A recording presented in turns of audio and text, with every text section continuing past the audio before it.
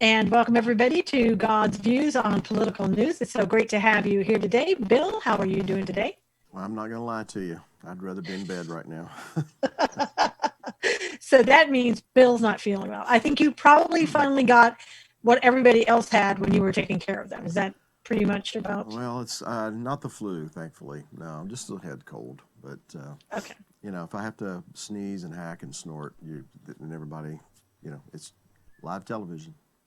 And is it safe to say you don't have the coronavirus? I mean, I, uh, I'm pretty safe, and I think in that okay. regard. So I Cool. haven't been to China lately. So All right. Well, my gosh, we just heard from the president, and we were told the deal of the century, the long awaited deal of the century. And I want to, before we get started on that, I want to kind of set the stage. I don't know if Brandon has the video one that he could play really quickly. May I say something? Yeah. I think, first of all, I'm very honored to be here with you here today, Mr. President. And I look forward to making history with you tomorrow. And I think we'll talk about the plan. I'll talk about the plan, the vision of peace, which is historic, the President has put forward tomorrow. Today, I just want to say two words. Thank you. Thank you for everything you've done for Israel, everything you've done for Israel, for recognizing Jerusalem as Israel's capital, for moving your embassy there, for recognizing our sovereignty in the Golan Heights, for recognizing our rights in Judea, Samaria, the heartland of our biblical homeland, for the unprecedented security and intelligence cooperation between our two countries.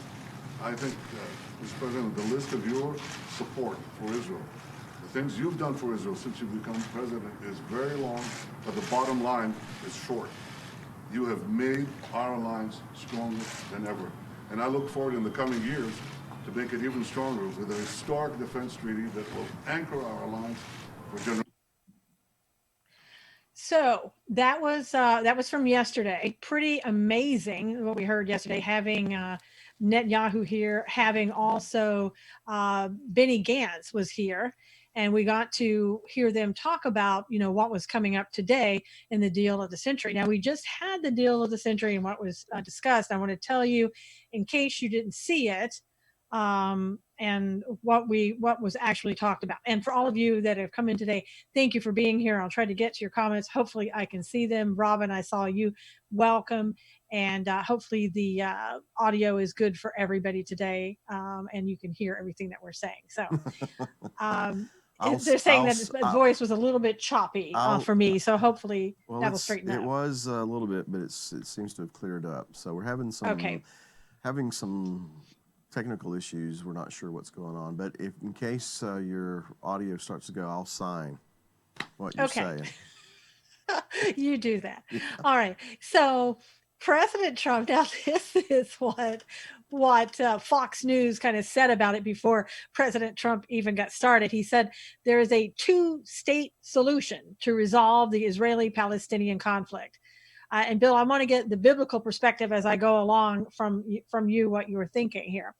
Uh, the president has said that Jerusalem will remain an undivided capital of Israel, that there will be no security risk to Israel, that they will be in charge of all the security. Never ask Israel to compromise on its security, is what the president said.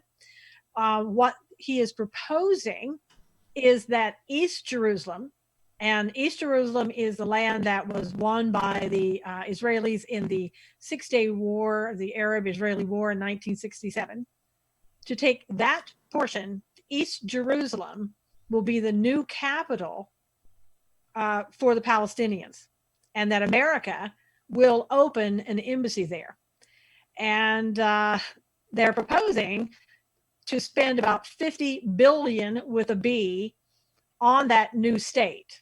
Now, in order to get to that new state, there are going to be sort of benchmarks that they have to pass. And this will be called the State of Palestine. And it will create about 1 million new jobs for Palestinians over the next 10 years. All Muslims will be allowed to continue to go to the Temple Mount and pray whenever they want to do that. And There's going to be a proposed tunnel that will connect the West Bank and the Gaza Strip. There will also be land swaps south of Gaza to give the Palestinians more territory. And let's see, as a part of the plan, Israel has agreed to halt settlement construction for the next 4 years in order to give the Palestinians time to look over the plan and all that. The plan calls for demilitarization of the Palestinian state. Israel will maintain the overall security, as I said, and they're going to be disarmed and Gaza demilitarized. Bill, your reaction? Well, first off, I'm going to be shocked if the Palestinians go for it. Mm-hmm. I don't know that it's in them to agree to Israel being over Jerusalem. And let me just adjust something you said.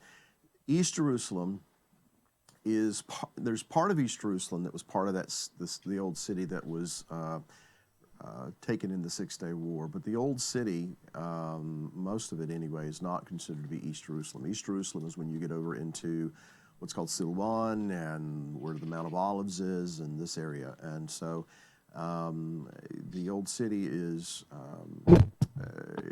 if I can't see the Israelis agreeing to cede the old city, which is going to include the Western Wall and the Jewish quarter that's in the old city, to Palestinian control as their capital. So I'd like to see exactly, on a map what they're calling East Jerusalem and the proposed side of the Palestinian capital. But nonetheless, I'll be shocked if they agree to it. That is the Palestinians. Considering Netanyahu's response yesterday when the video we just saw, his body language told me he was this was something he felt like was, feasible, something that he would be okay with. And, if you've watched Netanyahu, he's pretty stalwart in his defense of Israel and making sure that Israel does not sell itself short and put itself in a very vulnerable position. So reading his body language, hearing what he had to say, I'm thinking he's he can go with this. I just don't think the Palestinians will, and particularly when it comes to demilitarization, and particularly when you get into the Gaza and Hamas, miracles happen, I guess, but I just don't see that happen. Now, to the biblical point of view, I think the Bible actually describes a two-state situation. Not that that is what the Creator prescribes. There's a difference.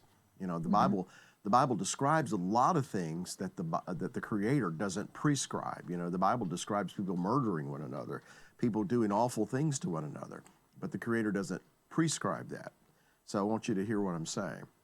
So I think that there are hints in Scripture, certain prophecies that allude to that there will perhaps be, for a limited time, mind you, a two-state situation.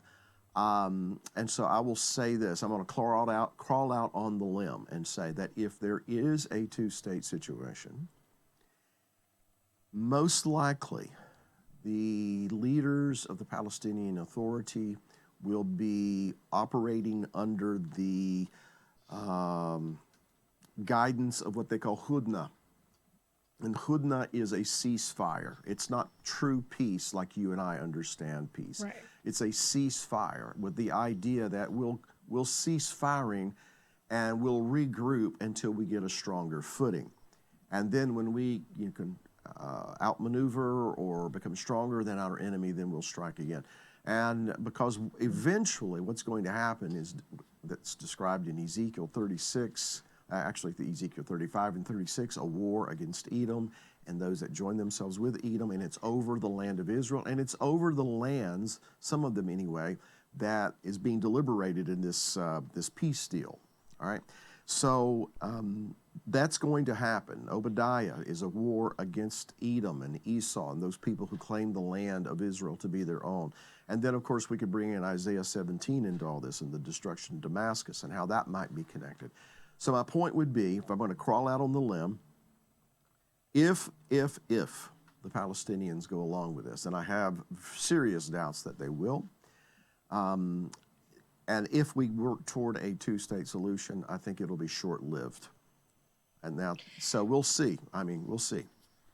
Yeah, I mean, I look at it and saying that the $50 billion might be something that might pique their interest, and a lot of other, I guess, other people are interested in it, other Arab countries or whatever. I think it's really good, but like Wanda here, Wanda says this doesn't sound good, as no one is supposed to divide Israel, and I don't know, how you want to call it. And what isn't it still a division? And I know that you said the Bible kind of calls for that, but if you look No, at I'm saying the Joel, Bible places in Joel describes and that. I'm Genesis, saying the it Bible describes that.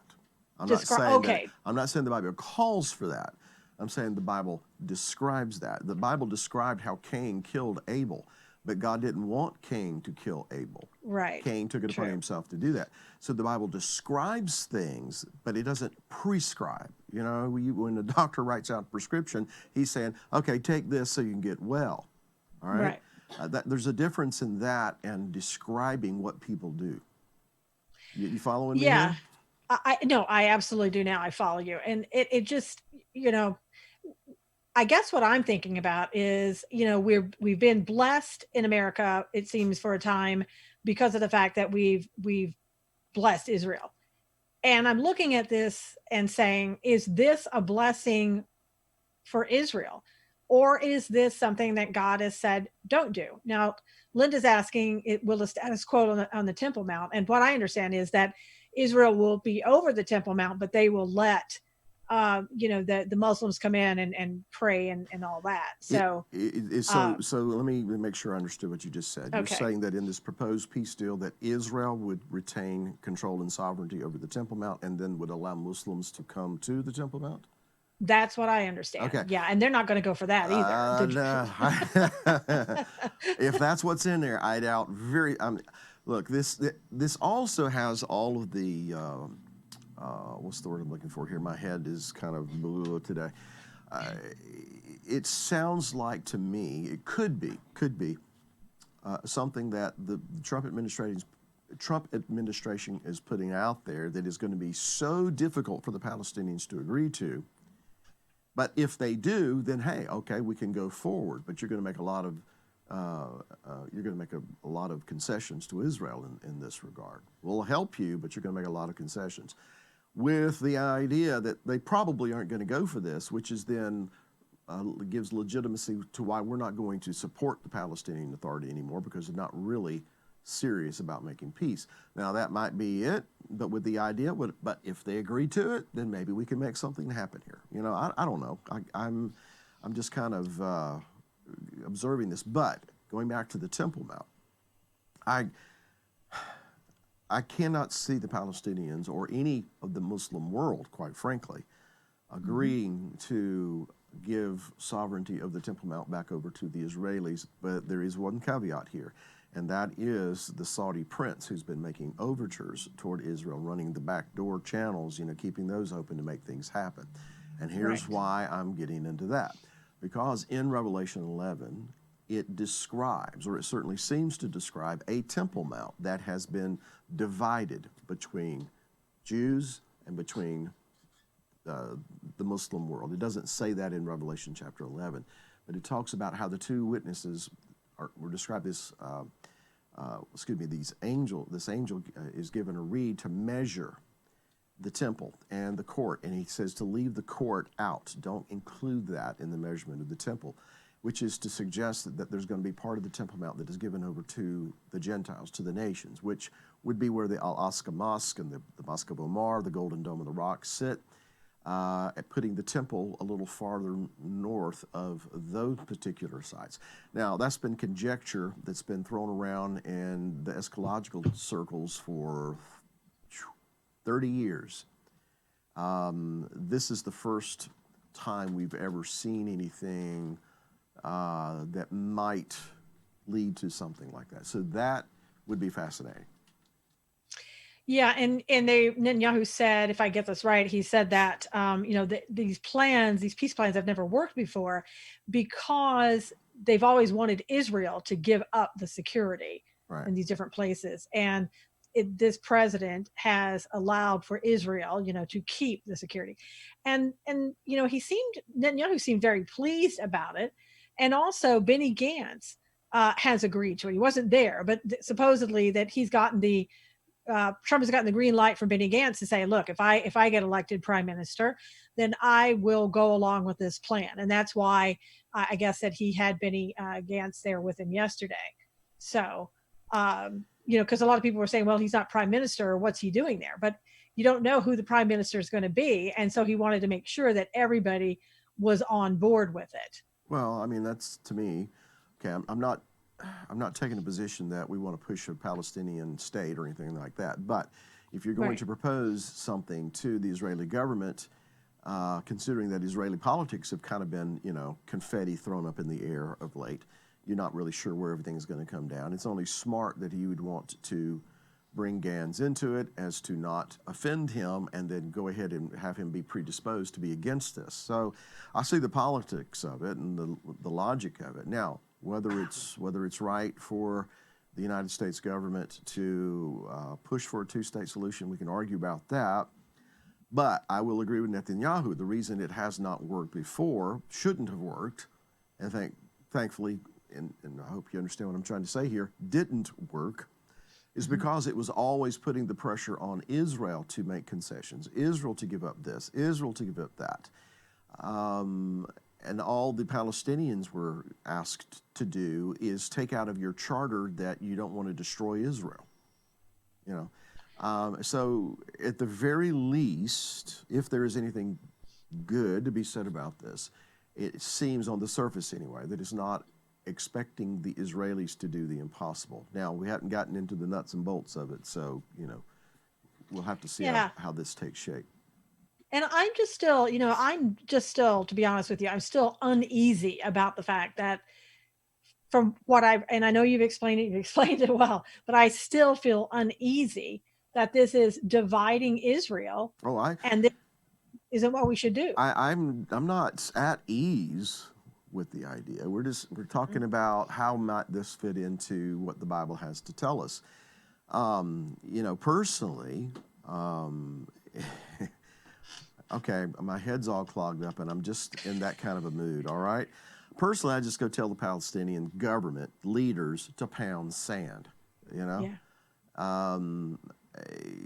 The people, the Palestinian people, so-called, I think the Bible refers to them as Edom, but the Palestinian people, there's just men, women, and children trying to live their lives. Dads are trying to make a living, keep their children educated and fed, and their wives, safe. And so they get caught in, in between all the politics of it, as, do many of the everyday Israelis, these Israelis who go out there and live in the so-called territories, and they're under attack all the time, just trying to make a living and send their kids to school and, raise a family. Let me just jump ahead to how this all turns out. When the Messiah comes back, he destroys all the people who are coming against Israel who claim the land is theirs. And now, I know that that's pretty blunt, but that's what the Bible has to say. He's going to put an end to this. So I know from what the Bible says, there's not going to be any lasting peace in that region until the Prince of Peace rules and reigns from Jerusalem. All right, so I'm going to get into something, and if you don't want to go there, we don't have to. But here's another thing. You need to understand as a believer that ultimately you and I one day are going to live in that place. We're going to live in that land. You understand that, right? Yes. That the Messiah is going to rule and reign from Jerusalem. And there is a good segment of that so-called West Bank in Israel. It's called Shomron or Samaria, but it's the area actually that was deeded to Joseph and to his sons, a big chunk of that, all right? So you think about Joseph and what he is a pattern for. Now, I want you to hear me very clearly on this. I'm not talking about bloodlines and genealogies here. I'm talking about patterns. Joseph is a picture of those who were separated from the rest of the family who lived in the West, who lived in fact, the most powerful nation on the face of the earth at that time. So Joseph is the picture of those who are outside of the land, but who still see those in the land as their brethren. Okay, you see where I'm hitting here? Yeah. Mm-hmm. So there are some things that are going to take shape in Scripture that we're not quite ready, I don't think, to embrace this in the believing world. But actually, a lot of that land that's being contested is where we're going to be. I'm talking about in the kingdom when the Messiah rules and reigns there. Right. So one of the big reasons it's being contested is because these things have to happen in order to bring about this complete fulfillment of what the Father promised to Abraham and to his seed. Now, I know I'm climbing way out there on the ledge. I understand that. But that factors into this overall discussion about peace plans, about the land, about the Palestinians, about the Islamic world and how they factor into this, and even why, people in the West consider this to be such an important issue. So I'll pause there and let everybody try to decipher what I just said. Well, Netanyahu also said that he was glad that they were keeping the Jordan Valley, the Judea and Samaria, and keeping rule over all of that in Israel. I guess I wonder too that when it comes to, things have been going really well for this president and what he's been talking about, and God has really been on his side, in my opinion. Is this going to change all of that? Because he is saying we need a two-state solution. We're going to give Palestine their own state. I'm just wondering, is God going to be pleased with that? Is this going to mean something new and different for him because of it? I think, well, let me back up. I don't know. I don't know. I think, though, we need to compare what this may do with what other administrations have tried to do. In other words, if he is not pressuring Israel to do something that Israel doesn't want to do, pressuring Israel to give up land that they don't want to give up, for instance, Jerusalem and all these things, then yeah, I would say absolutely, this is not good, and this is not going to it's not going to turn out well for the United States. If it is a situation, well, look, when you go to the so-called West Bank and you go to East Jerusalem and you go to other areas in and around Israel, you have to understand that there are some places that Jews just don't go. They're not there anyway, except the IDF. And because it is predominantly inhabited by the Palestinians. For some time now, a lot of these villages and towns, and just across from Jerusalem over on the other side of the Mount of Olives is Bethany, or what used to be called Bethany, and it is most definitely Palestinian. So it's not like some of these areas are, quote unquote, a Jewish state right now. I hope you understand what I'm trying to say. And I'm not trying to make excuses. Yeah, I'm not trying to make excuses or give allowances for. I'm just saying, here's the way it is. You go into some places like Nazareth, for instance. Yeah, there are some Jewish people there, but it is predominantly Arab or Palestinian, So I guess what I'm trying to say is that there are places that are already Palestinian, in the sense that that's who lives there, okay? And other than the IDF presence, there's very little Jewish presence there. So perhaps that factors into this negotiation, Again, I haven't seen all the nuts and bolts of it.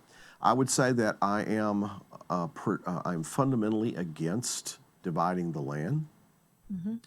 And particularly when it comes to dividing Jerusalem. In fact, in Joel chapter 2, it describes this war that's going to take place. And, well, in the book of Joel, it's what it's all about. This war that's going to take place, and the culmination of that war is going to occur in Jerusalem. And it's because they have divided my land, So the God of Israel is fundamentally against it, as his people were fundamentally against it. Nevertheless, there are things in Scripture that seem to describe such, which is a stepping stone to what I just described that happens in Joel. By the way, and I'm going to pull the pin on this grenade, toss it out there and see what happens. The so-called War of Armageddon. Yes. this climactic battle at Armageddon, you read the Bible very carefully, you will see that the battle's not fought in the Valley of Megiddo. That's where the nations and the armies bivouac. That's where they assemble, but they're marching on Jerusalem. So what you and I call Armageddon actually is a climactic battle that occurs in and around Jerusalem. So that will be key. So at the very least, the president, from what you've told me, what's been reported, the president is making it very clear that Jerusalem is not to be divided. I'm fundamentally against, okay, not sure what that was. I know either. But anyway, we're just going to have to see how this thing plays out. You know, I don't, Yeah. I'm kind of shooting from the hip here just based on what you've said, because I haven't read or heard everything just yet. Yeah, it makes me a little nervous. Makes me more than a little bit nervous, to be honest with you, to find for him to say, you know, that the state will be in East Jerusalem, and to me, As yeah. his people Brandon, were what are you- fundamentally excuse me, I'm against sorry. it.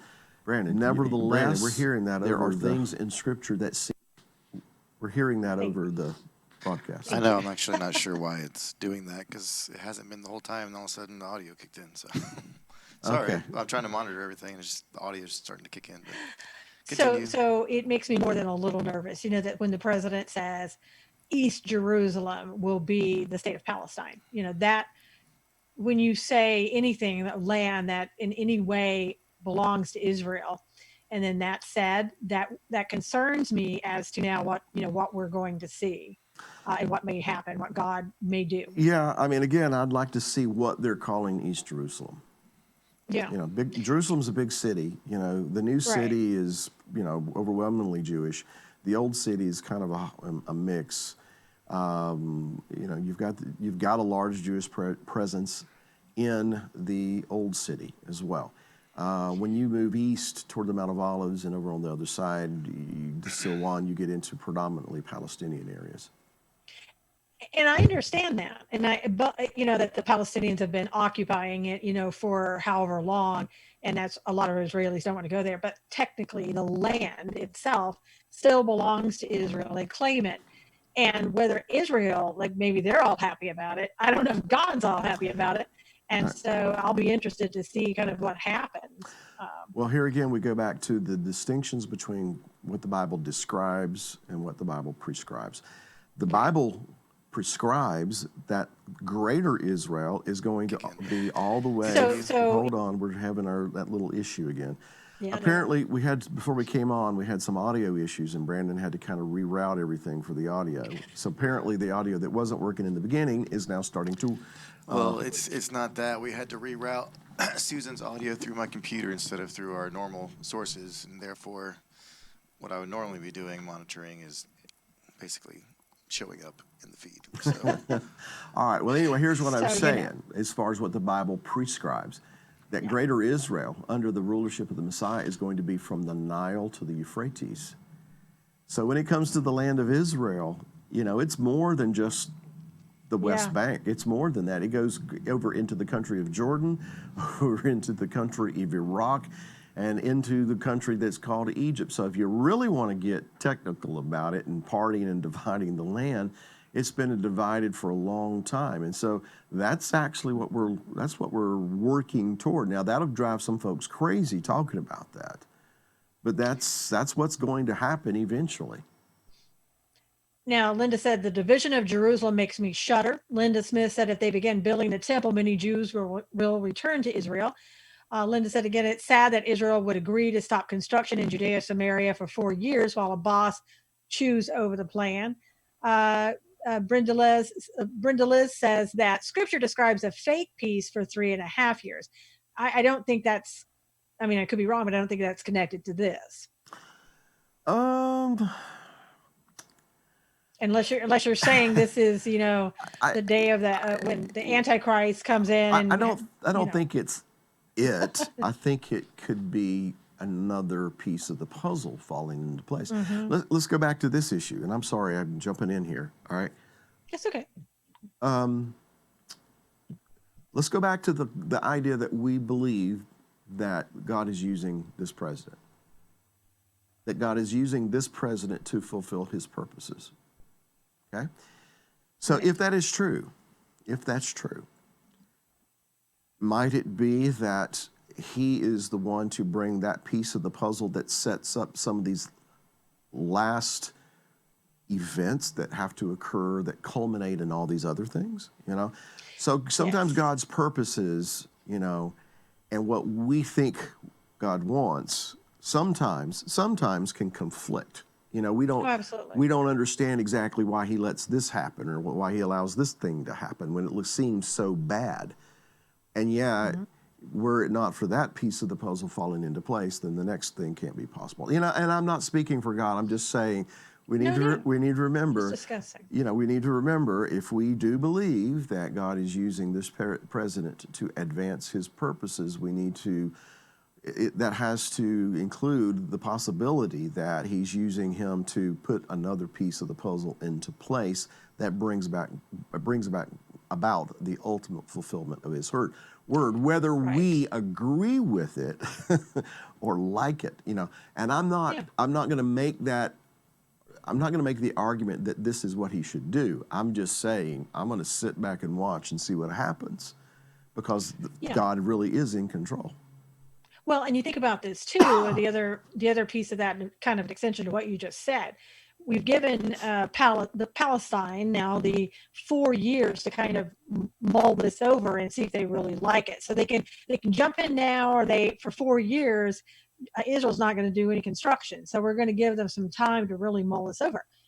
That doesn't say that there won't be somebody else who jumps in there, maybe the guy from France, you know, or somebody else who comes in there and says, you know what, I kind of like what you got there, but here's my better plan. So now that the plan's out, that could move forward and have that other person to come in and set more things into motion. And tomorrow the Palestinians could come out and say to the president and Netanyahu, "Y'all go pound sand." We're not agreeing to that. And it's all done. And then that sets other things in motion, you know. So that's why I'm saying we're just going to kind of sit back and wait, see what happens. Now, Christina said the Palestinians are supposed to stop construction for 4 years. That's not how I heard it. That's not the way that I heard it said. But you know, it talked about what I heard, that Israel was going to stop construction for 4 years. As part of the plan, Israel has agreed to halt settlement construction for 4 years to give Palestinians time to think about the deal of the century. So, well, that makes more sense. As far as, yeah. you know, yeah. Who's going to do what? Yeah.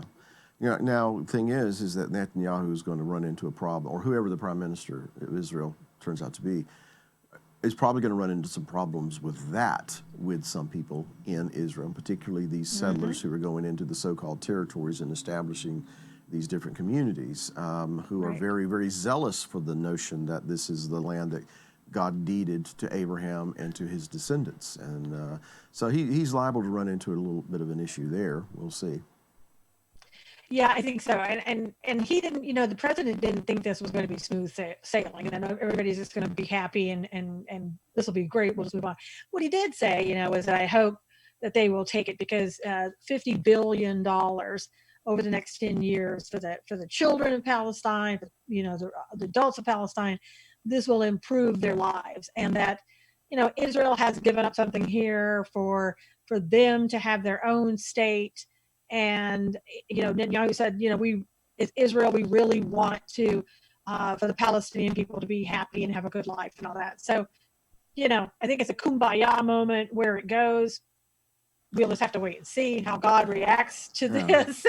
It's already been done, and you know, he already knows how he's going to react and all that. But we'll find out what it is. Well, I will say this one other thing, and again, you know, my head cold is probably affecting my filter, but the situation is such that there is only one thing that is going to resolve this issue once and for all.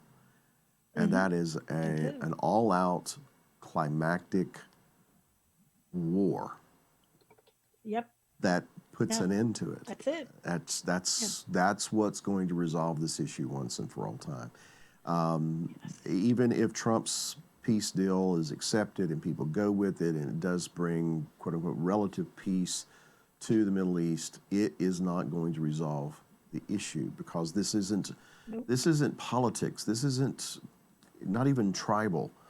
This is the wheat and the tare. This is the good and evil. This is God and the adversary. This is Jerusalem and Babylon. This is a war that has been going on from Genesis chapter 3. And God said, I will put to the serpent, I will put enmity, which is a state of war between you and the woman, between your seed and her seed.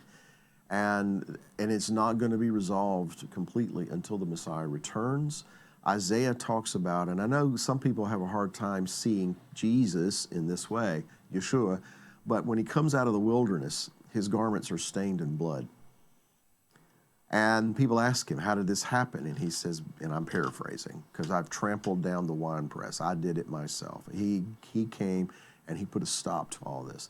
So I realize that is not the method that, anybody would want to employ. That's not really what people want to talk about. But the bottom line is, the only thing that is going to put an end to this war once and for all is when the Messiah comes and destroys all of his enemies.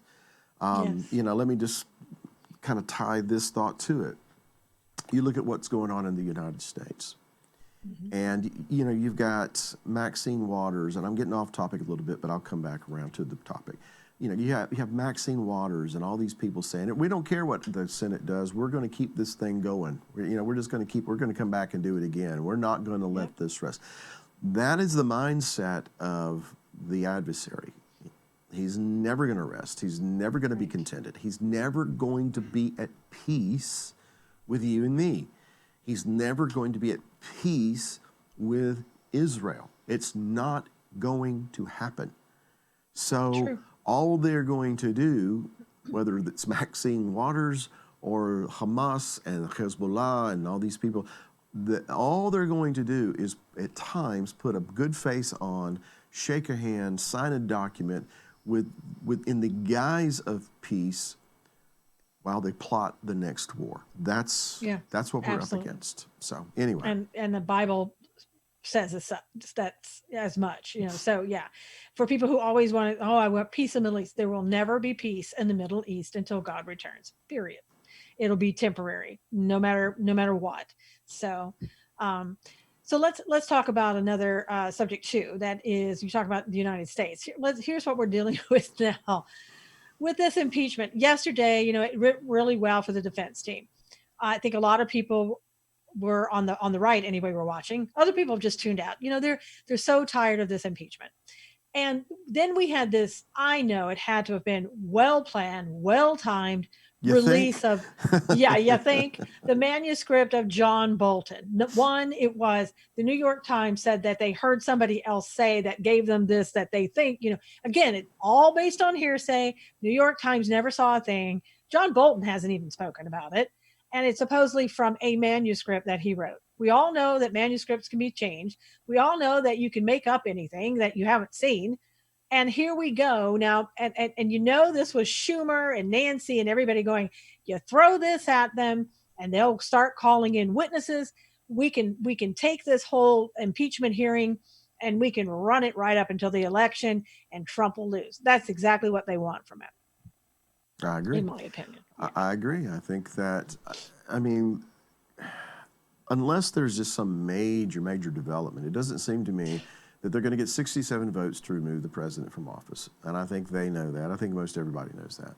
So at best, what they can do is put pressure on the Susan Collins and the Murkowskis and the Mitt Romneys and, maybe Lamar Alexander and a couple of others even perhaps, to say, okay, look, there's this thing going on and there's reason to talk to other people and bring John Bolton in here, Of course, then we could make the argument, well, if they bring John Bolton in, then let's bring Hunter Biden in and we'll get this one in.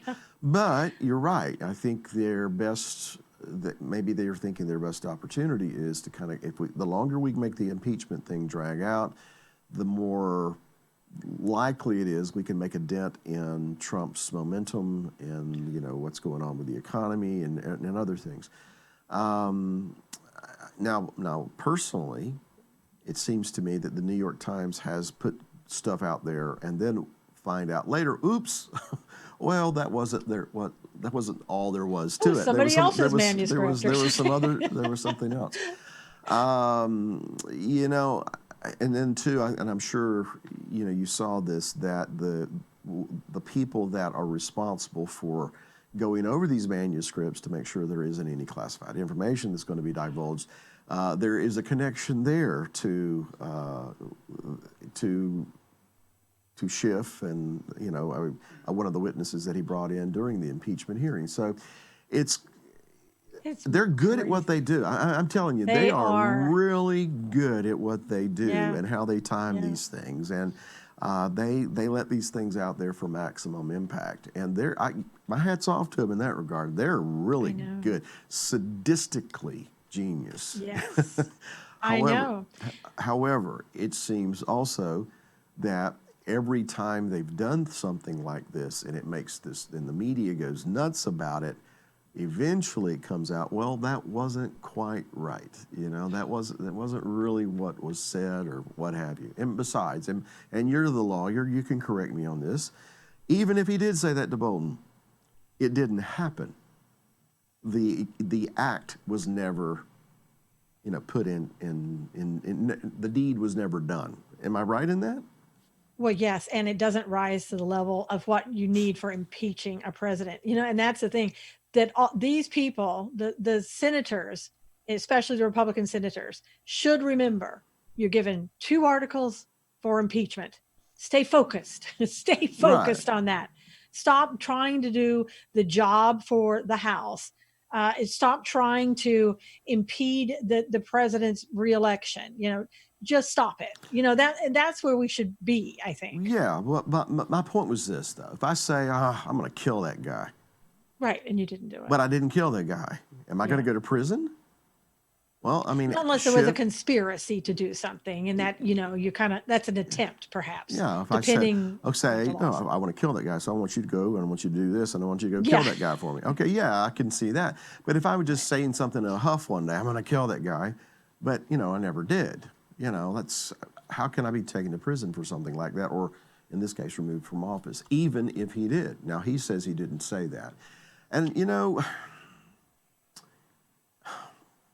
there's a lot of people, even on the right, who say, oh, of course he did it. Of course he said that. You know, he lies all the time. It's just that, and when Trump has said, I didn't do that, I didn't say that, and this is what happened, in time it turns out that that's pretty much what happened. Exactly. That he's telling the truth. Yeah, and so does he lie? I don't know. But it just seems to me that every time you give these events a little time to play out, it turns out it was exactly as he said. We'll see. Mm-hmm. We'll see. And again, we have a quid pro quo on tape with Joe. Yeah, and nobody seems to think there's any problem with that. Right. I mean, you couldn't get more clear. And again, this is not what we're discussing in the articles of impeachment. It has nothing to do with it. If you want to talk to John Bolton later about something else, you want an autograph for his book, you know, talk to him later on. But the impeachment trial is not the time to do it. And Mitch has got to somehow keep these people focused. Now, Romney, of course, he's going to want, Bolton to come in and anybody else that he can think of. Yeah, he's got an axe. Romney. He's got an axe to grind. You know, he has an axe to grind. Collins and Murkowski, I think, I don't know. We'll see. We'll see, Lamar Alexander, if he were to go that route, he's going to have to live in another state. Yeah. So, I would hope so. Brandon, do you have tweet one from Lou Dobbs? This is what Lou Dobbs said about this. Rejected neocon, failing New York Times, deep state's last desperate act after POTUS attorneys destroy radical Dems, Schiff and Pelosi charges. New York Times say Bolton book claims real Donald Trump tied Ukraine aid to Biden probe. And yesterday Pam Bondi laid out the greatest case for the corruption and how deep it is for the Bidens, Joe and Hunter in Ukraine. I mean, it was just if you haven't listened to her 30-minute speech from yesterday, go listen to it. Now, you couldn't have heard it if you were watching ABC, NBC, or CBS because they blacked it out. But if you go to YouTube, you'll find it. Yeah, it's like, does that not sound like Mr. Smith Goes to Washington to you? You know, the old movie where Jimmy Stewart's up there, he's filibustering, he's trying to make a case, and you know, the powers that be behind the scenes are shutting down all the media, so his words aren't getting out. That's what came to my mind. It's like, gosh, this is exactly what that movie was all about. It was going on way back then. It's still going on. And you know, the thing of it is, last night in New Jersey, there's a rally tonight for the president. Last night at 5 o'clock in New Jersey, there were over 1,000 people waiting in line to get into the rally, and they were going to spend the night overnight. 1,000 people. In fact, there were more than 1,000, according to people who were reporting on it. These are people in New Jersey, okay, that you don't expect it to be like California lined up. And I think if the president came here, that's exactly what you'd see in California too. But you Yeah. don't expect to see it in New Jersey. Well, I mean, there's probably people that came from Pennsylvania, Connecticut, New York, New Jersey, all over that area. But the point is that in what is supposed to be heavily blue territory, you've got the president packing out an arena. I think was it like it holds 7,500, but they had like 250,000 people were trying to get tickets. Did I read that wrong, or it was something like that? Well, for this one, for New Jersey, it's 100,000 people tried to get tickets. There's about 7,000 seats in the arena. Okay, well maybe that's what it was. I knew it was in the hundreds of thousands, but you know, you got to think that the Democrats are like, you know, oh boy, yeah, that's not good. Yeah. Let's pull out all the stops we can, because Yeah. this man, everybody loves him. And no matter what we do, what we try to do, it's not working. So we better double down and work more. Now, Cheryl Meredith said they excel at evil. And Jen Westfall said, I agree. The Dems know they have no candidates who can beat Trump. So they're doing whatever they can to try to influence the election. And they really are. I mean, and it's to the point, they don't care if you know what they're doing is illegal, immoral, or anything else. It doesn't matter to them. They want power back, and they're willing to do whatever it takes. Well, you know, it seems to me that they know they have cover with the media, where the media is concerned, which then accentuates the point that the president has made that the mass media in this country, or the mainstream media, has become the enemy of the people. It's just like the thing with Don Lemon and Rick Wilson, was that his name? Who was a Republican strategist, and some other guy, how they were mocking people who supported Trump. And of course they adopted the Southern accent, because if you want to sound stupid, talk like Bill. Anyway, but this is... They call them the real elites. Yeah. And they were making fun of the Trump supporters. And yes, they did use a Southern accent. And I call them the three unprofessional stooges. That's what they looked like last night. So. Well, but it just goes to show you that is how many in the media think of people like us. And, absolutely. And, you know, and I sense, you know, I may be wrong, I sense that, you know, that's beginning to crack too. Their hold on people is beginning to crack. Not everybody, because there's some people on the left, they've already made up their mind. It would not matter what evidence you presented to them. Right. They hate Donald Trump. They hate the right. They hate conservative. They hate biblical. They're coming against all those things. Now let's move on, because we're kind of short on time. We have a couple more things. I know, Bill's been running his mouth too much. So you were afraid I wasn't going to be able to talk. Let's talk a little bit about the coronavirus. Bill, there are people that are starting to kind of panic. You know, the president's administration came out just a little while ago before we went on air, and they said they're starting to think about it. They're going to consider whether or not we should stop travel for a while from here, you know, from the United States to China, and from China to the United States. China is not accepting our help on the coronavirus. There are 5 known cases right now in the United States. People are dying in China because of it. Should we panic? No. Yeah. No. I think we should be prudent, but I don't think we should panic, you know. And if China doesn't want to accept any kind of assistance, then I say maybe we should just say, well, nobody's traveling from China to the United States right now until we understand what's going on, and no one's going to be able to travel from the United States to China until we kind of get an understanding what's going on here. I mean, to me, that's just being prudent. I remember hearing stories, back in when my parents were growing up, that if a sickness broke out, I mean, the health department would come by and quarantine your house. Just say, okay, Yeah. you just stay put. And maybe some would see that a little bit as a little bit excessive, but We did that with Ebola. right. Remember, a I couple mean, people were right. quarantined. You do what you have to do to kind of isolate it. We had an outbreak of flu here in our congregation, and we had 20-something families that were affected by it. We just said, hey, everybody stay home. Don't come here. We're not going to have a service, just because it's just common sense to me. It's not anything to panic over, I don't think, but it is. Well, It calls for being wise. yeah. But what we seem to do in the United States, especially, we've already had Chuck Schumer came out the other day. Oh my gosh, let's declare a national emergency so we can start dispersing the $85 million that we have for diseases. Now we've got 5 cases, 5. and that's a national emergency. Now, here's what Amir Safati had to say about it. Brandon has the tweet for Amir about what he said. The deadly animal virus epidemic spreading globally may have originated in a Wuhan laboratory linked to China's covert biological weapons program, according to an Israeli biological warfare expert. Now, that's pretty shocking, not really, but I mean, if that were the case, and let's also look at it too. A lot of times, these people in China have been dying from the coronavirus because they're not getting the help they need.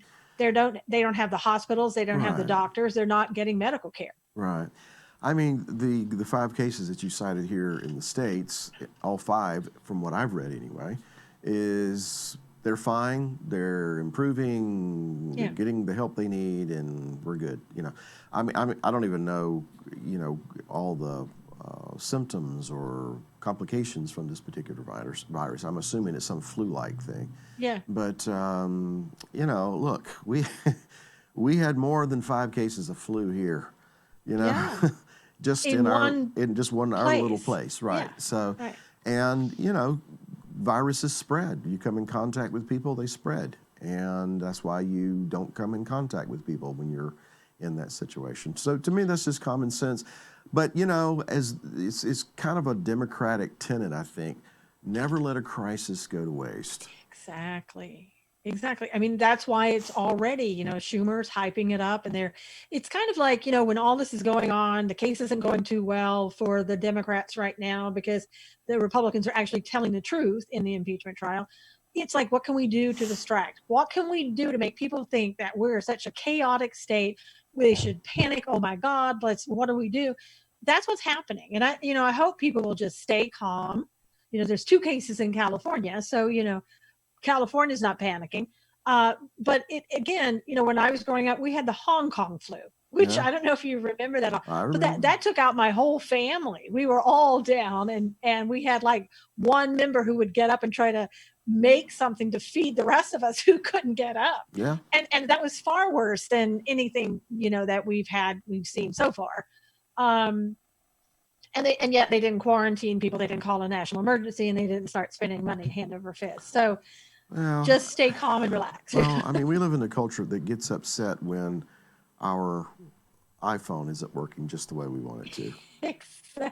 When our That's so sad. when our and so web true. page won't load in like half a second, we get upset. Yes. So anyway.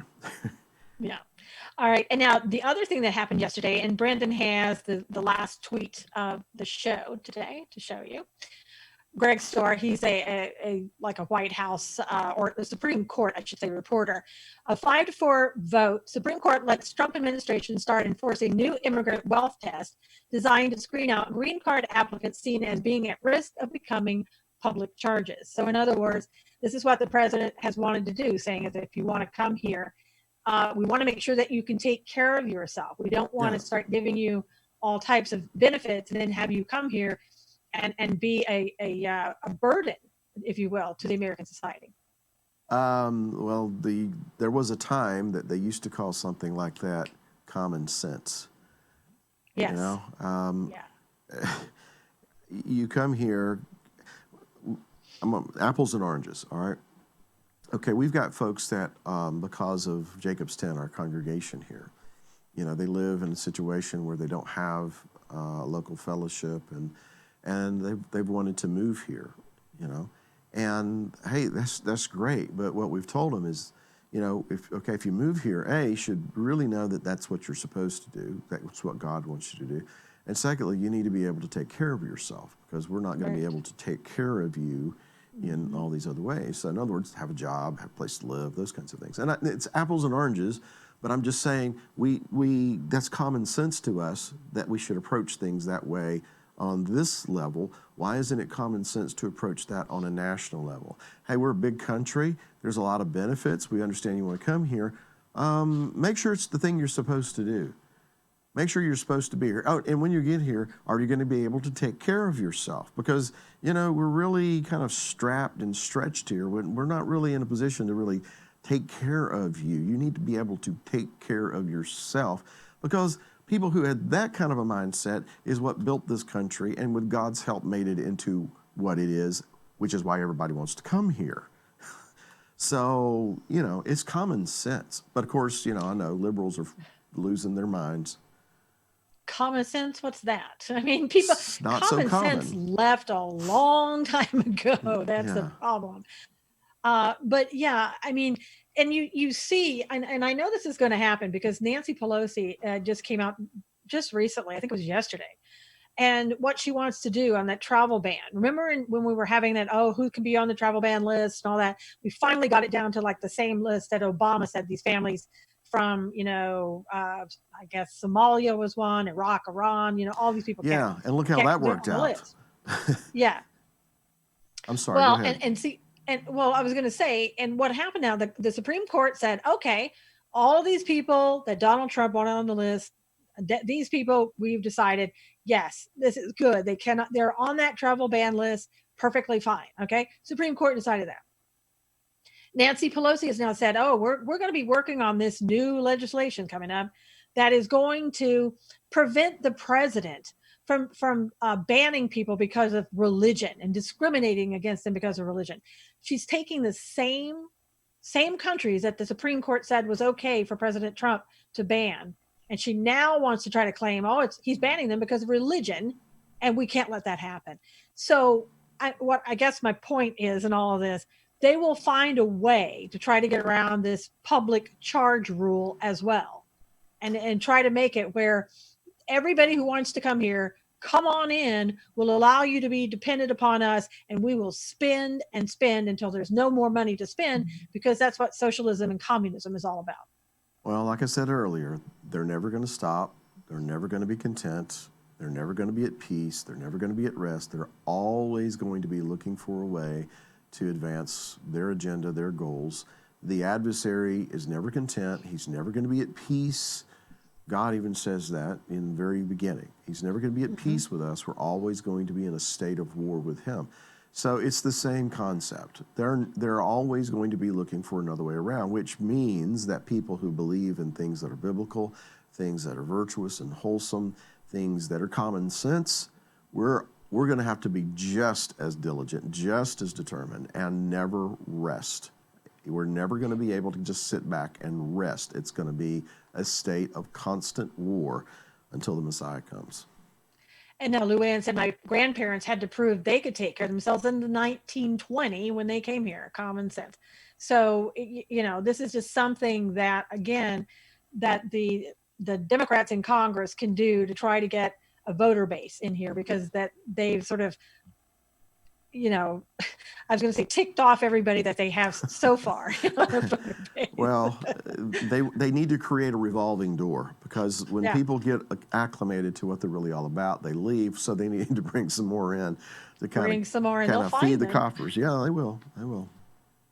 So I think we probably answered all that we're going to, talk about today, and all we have answers for. We're going to have to wait for some things. Sorry, guys, I talk too much. I know. No, but I'm just saying that, there are some things that, especially with what happened with the peace plan today, we're going to have to wait and see how God reacts and what happens in our country and Israel and what goes on from there. Because, today's decision and the unveiling of that, it's a big deal. However you look at it, whatever side you're on, whatever you think, it's a big deal. And I'm anxious and curious, not anxious in a nervous way, but just I'm anticipation. I want to know what God's going to do. I'm looking forward to whatever it is to see what God has to do, because I know it's biblical. I know it's in Revelation and in times and all that, and it'll be there and it'll be very clear, I think, when he does act. I think we'll know if Yes. this goes through. God has a way of demonstrating how he feels about certain decisions and choices that we make. So we'll know. Absolutely. Hopefully, if All he right, makes it everybody. known that he's not happy with it, we'll have the good sense to back off. But anyway, I'm hoping. Yes, we'll see.